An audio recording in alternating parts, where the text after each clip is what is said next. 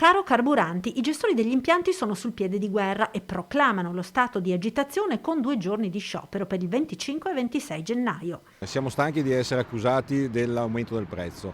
Abbiamo constatato che i 18 centesimi che sono stati l'aumento delle accise è quello che è andato a incidere sul prezzo finale.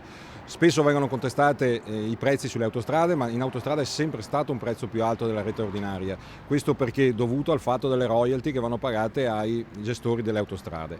Nella Marca, dove la maggior parte dei gestori degli impianti di carburanti ha creato un gruppo confluito in Casa Artigiani, si sta decidendo in queste ore il da farsi. Noi in questo momento ci stiamo confrontando come gruppo dirigente, ma anche direttamente con i gestori, per valutare l'opportunità o meno di aderire anche noi a queste iniziative di protesta.